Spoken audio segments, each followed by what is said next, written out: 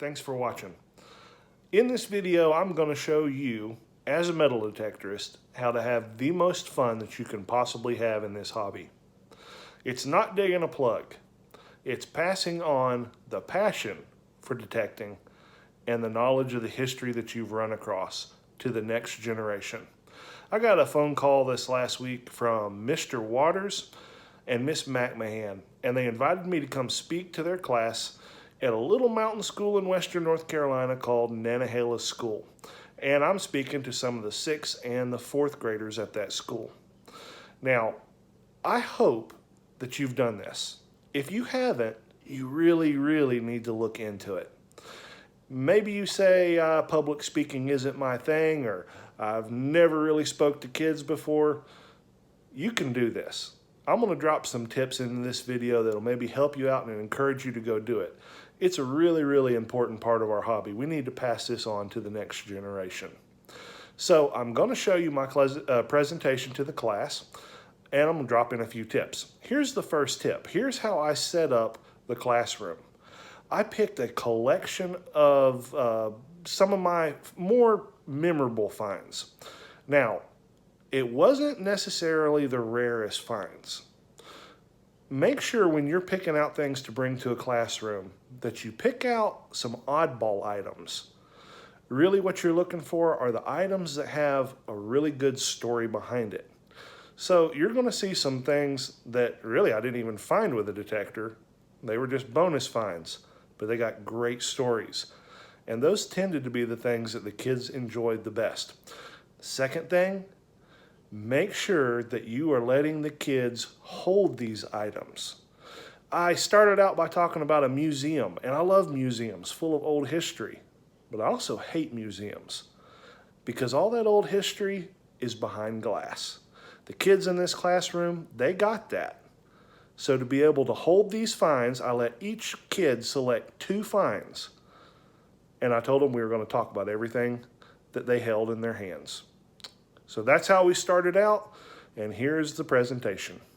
In YouTube, and I saw this guy take this machine right here, and he went out into a yard, his neighbor's yard, and he started swinging this. Now, what is this? Everybody know what this is? Metal detector. That's right. Every time I had ever seen somebody swinging a metal detector, do you know where I saw him swinging one? The beach. Ever been to a beach? Yeah. Okay. So there was always this old fat guy, walking down the beach with his metal detector, and I thought, that's not for me. But this guy was different. He was in a backyard, and he was swinging a metal detector, and he got this signal, and he dug down, and you know what he pulled out? He pulled out a button from the Civil War. And then he started pulling out bullets from the Civil War. And I couldn't believe it, that somebody in their backyard had this Civil War history, the same stuff in the museum, buried in the backyard in the dirt. And I thought, I want to be able to find history like that. So I got a metal detector, and I started looking. And I started walking all around the mountains around here, and it took me a long time to start finding stuff. Because there's a few things you have to know. You got to know where to look. A lot of times you have to get people's permission to be on their property, but it didn't take long, and I started finding history. Now, once I started finding these little pieces of history, I got a second surprise.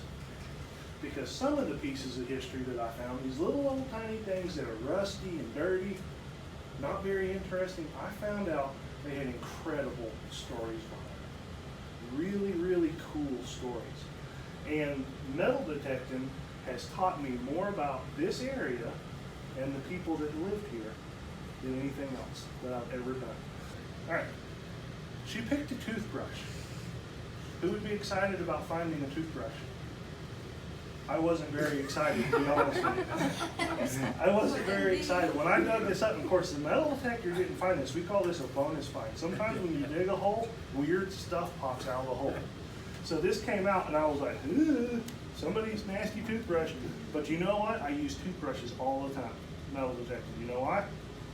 When you find something like this, it's just filthy, covered with dirt. And so you take a toothbrush, and you scrub it off, and all of a sudden you start seeing stuff. I went, I'm going to use that to scrub on. And so that's exactly what I did for a couple months until one day I noticed right here, there's a little bit of writing on this toothbrush. It says Park Avenue. and it says made with nylon bristles, and it has a company name called DuPont. Now, I was just bored enough one day to start Googling all this, and you know what I found out? This is the second toothbrush ever made with nylon bristles. What did they use before we had nylon bristle toothbrushes? Anybody know? Hair. Good. What kind of hair? Who said horsehair? Horsehair? Absolutely. There was one other. Pig. Pig hair. How would you like to brush your teeth with some pig hair? That's what they used for hundreds of years before this. And this company named DuPont, they came up with this chemical, and they found out this awesome new material called nylon. Now, the first thing that they did with it, you know what they made with it? Ladies' pantyhose. They did. And the girls loved these pantyhose so much that when World War II broke out and they had to stop making pantyhose because they needed nylon for something else, you know what they needed the nylon for? Nope. Well, they did. Actually, these were issued to soldiers. But do you know what they needed most of the nylon for? Parachutes. Parachutes. So the ladies could not have their pantyhose. And they hated this so bad that after World War II, the company finally made its first pantyhose and put them in a store for sale. And the ladies in New York got into a fist fight in the streets trying to buy those pantyhose. What do you think they're made out of? Huh? Lead? Or clay? Nope, lead. See how heavy they were? Yeah. They're all really, really heavy. All right, this is cool. If you didn't know what this was, this is the only one I've ever found. This is an actual Civil War bullet. The Walker Inn was a special place because during the Civil War, a lot of the Confederate troops came to the Walker Inn. They gathered there and they spent a little time camping there, and at some point somebody dropped this bullet. We didn't have a lot of Civil War. We didn't have Civil War battles in this area, so there's not a lot of this stuff around. So when I found this, I was really, really excited. But these three pieces go together. Y'all see what's in that lead? This is a bullet too. It's a musket ball. Somebody cut on it. Those are knife marks. Why would somebody be sawing on a bullet?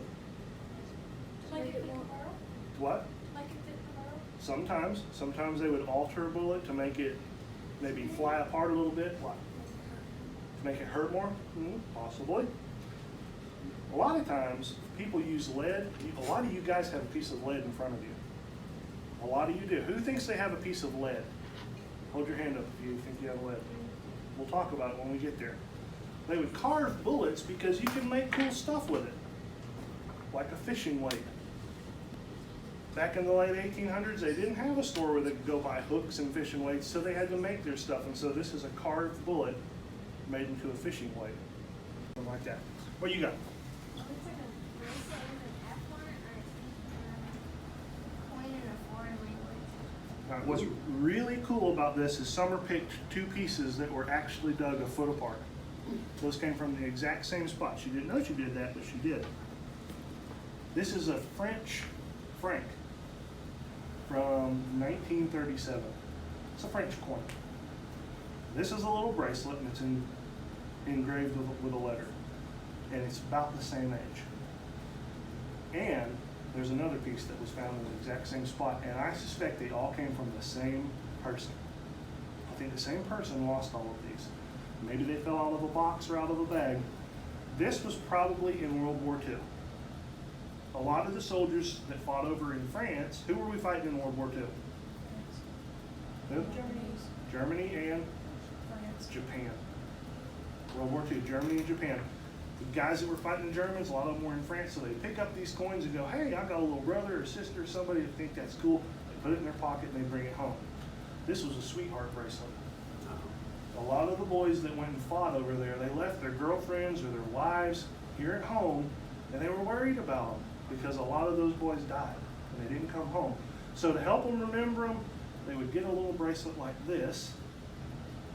And that was kind of new technology back then. Everybody was really impressed with that. And they would inscribe an initial on it. And it was something that a girl would keep. And there's one other item. It's a military button. They were all found right together. So I suspect this was probably something that belonged to a girl. and maybe her boyfriend or her husband or her brother was fighting overseas in World War II. Somehow she lost all this. She's probably pretty upset when she lost it. And then a lot of years later, I come along and found it. Now, when you're picking the items to bring to the class, make sure and pick out something that has a local connection for the kids that you're talking to. In this case, it was a pretty nondescript item. Not something real flashy, but it connected to something that I knew all of the kids had seen. This was one of the most boring looking things I've ever dug up. Until I cleaned it up. I figured out what it was. What's that say? Can you tell me what that says?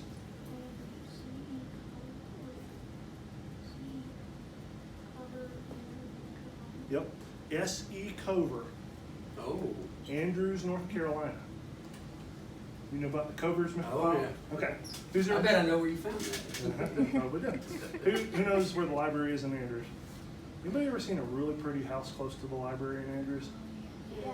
Where is it? In front of it or behind it? Behind it. Behind it. What's it made out of, that house? Brick? Yeah. 2 stories? Yep. The big point? Okay. That's the Covers. The Covers were a really important family to Andrews. They came from Virginia in early 1900s, and they had a tannery. Anybody know what a tannery is? It was a stinky place. A tannery was a place that took cowhides and they threw them in these big old vats with all these chemicals, and they kind of let them rot a little bit. But when you pulled the cowhide out, it made great leather. So that's what a tannery is. They make leather from cowhides, but it stinks. But it was a huge business in Andrews. It employed a lot of people. If you have family that lived in this area for any length of time, one of your ancestors probably worked in and around the tannery at some point. So this is the family, the Covers. What What year was that? This would have been 1901, 1915, somewhere in there. So the family lived there in that big pretty house, and they had some animals. They had some hogs. This actually went in a hog's ear. And it had S.E. Cover, his name was Sam Cover. And so back then they didn't keep their animals pinned up so much, especially hogs. They just kind of wandered. Can you imagine seeing a big hog walk down the middle of the street in Andrews? Probably what would have happened in the early 1900s. But whose hog is it?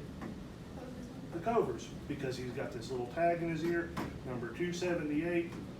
It's So it's kind of like a dog tag. like a Custom dog ear tag. tag. I mean, it's a custom ear tag. Yep, custom ear tag, but it would have gone on a hog. So what's that? All right. He said a token, and that's exactly what it is. This says Lee Watkins and Company, Andrews, North Carolina. And on the back it says good for $1 in merchandise. So it's a token. Anybody know what tokens were used for? What do you think? In a store where instead of giving the workers money, they were giving tokens and they had You're sharp. He's sharp. He nailed it. All right. Imagine this. You work for a company, and the company says, boy, you worked real hard for us, so we're going to pay you, but we're not going to give you actual money. We're going to make our own money, and we're going to give it to you, but you can only spend it in our store. Now you may go, well, not too bad of a deal, right? The problem is, let's say this $1 token could buy 2 pounds of hamburger at the local store.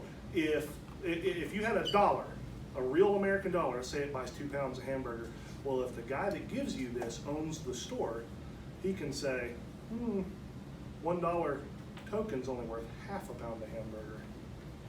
So you didn't really earn $1, did you? No. He's kind of robbing you blind, isn't he? A lot of times these tokens were done that way. People weren't paid with real money, they were paid with these tokens. They didn't like them. You know what the local people called these tokens? It's a weird name. Doogaloo. That's what they called it. Doogaloo. Yep. And I had never heard that until I started talking to some older people. Everybody wore boots back in the day. They wore boots, and if you wear boots all the time, the heel of your boot starts to get worn. You ever wore cowboy boots and you ever seen the back of their boot heels all slanted? This is made out of lead too. they would tack this onto the bottom of a boot heel because the lead wouldn't let the boot heel wear out. And it was kind of cool. Why a heart? They had diamond shaped, clover patterns, they had heart patterns, and as you walked around town, you left a cool footprint. And he's got a thimble. Anybody want to tell me what that's used for? Spit it out. Sewing. You find these at almost every house site that you go to. More than one sometimes. Why so many thimbles? Because all the women, they never really had jobs back then. They would stay home and work. And some couldn't afford it. You know what wasn't around back then? Walmart. You didn't have, yeah, you didn't have places to go buy clothes a lot of times. And when you tore your pants, somebody had to sew them up because you weren't getting a new pair, right?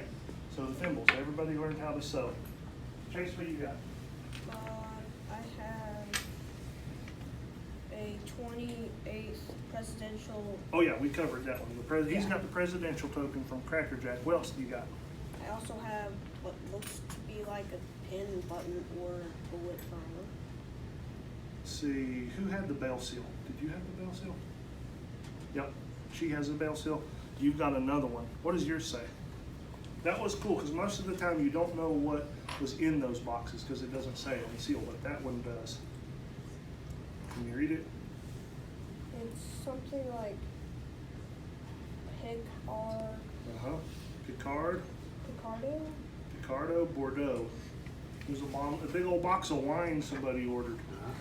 Probably came from New York. I thought that one was cool because it had a name on it. All right, what do you got? I think pipe connector. A pipe connector. That's what I thought it was too. Yeah. This is pretty cool. It's got threads on the inside of it. It's made out of brass. Hole goes all the way through it, and it's got this weird little hole on the side. I almost threw it away because I thought it was just like what he said, just some little piece of pipe. This is an ox knob. Anybody know where an ox knob is? Or where would this go on the ox? Here. Nope. Ox have big horns. They're very, very sharp. So they would take these and they would screw these down on top of the ox's horn. And they'd put a little pin in the side of it so the ox wouldn't gore people. What were they using oxen for? Yeah, haul wagons. In the late 1800s, early 1900s, little cars. You hook your ox up to a wagon and go to town. You didn't want your ox to kill everybody in town, so you put these on the tips of their horns to keep everybody safe. Now this was also found in Andrews, and it's military. Does anybody know what that military design is? Navy. Nope. Marine Corps. Marine. Yep. Something fell off that corner. Oh, that's just the back. It's rusted. This is a Marine hat badge. So World War II, this would have gone right there on a Marine soldier's hat. Find lots of military stuff in Andrews. What does that tell us about Andrews and the people that live there? A lot of there might have been a war here. Yes. A lot of the people that lived in Andrews, Nantahala, Murphy, they were really patriotic people. There's a lot of our ancestors that volunteered to go fight. They were proud of it, and they should have been. So we find lots of these buttons and that sort of history in and around this area. Now you ought to be able to tell by now that these kids have been super impressive.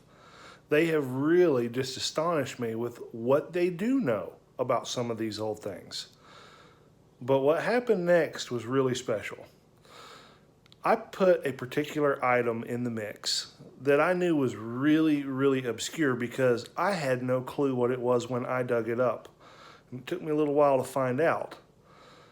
So I wasn't expecting this young lady and her friend to figure out exactly what it was.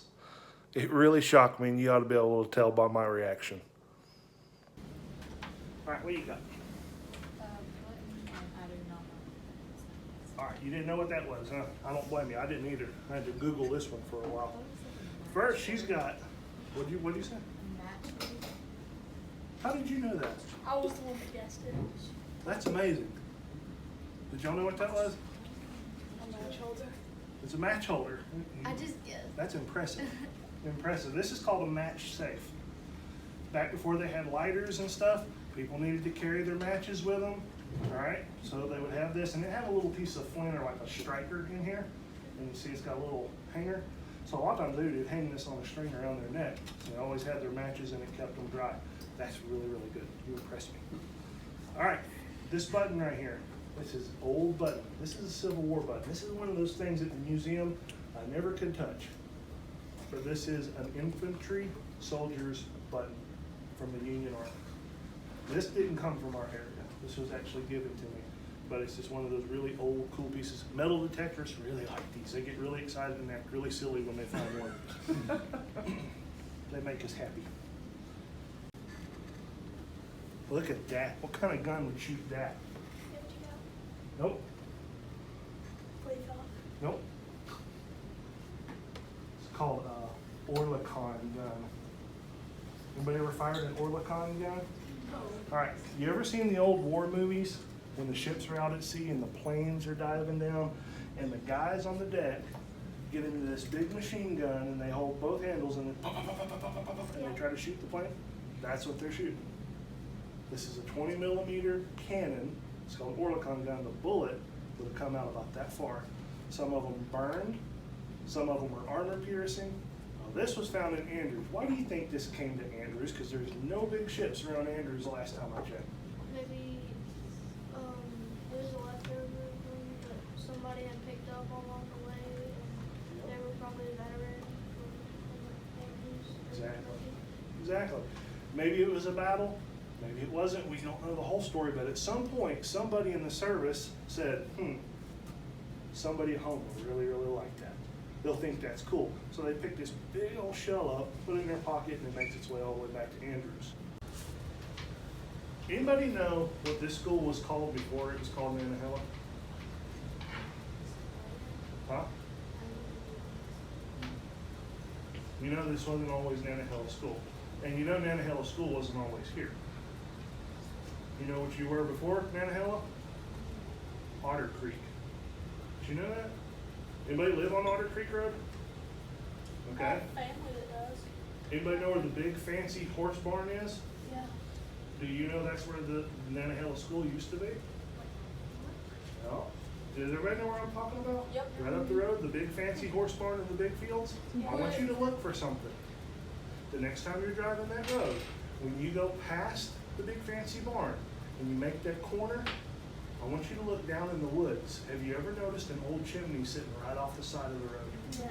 You know what that chimney was? Used to be you guys' gymnasium. That's where they played basketball. And it was called Otter Creek School. So that's where Nantahala School started before it moved here.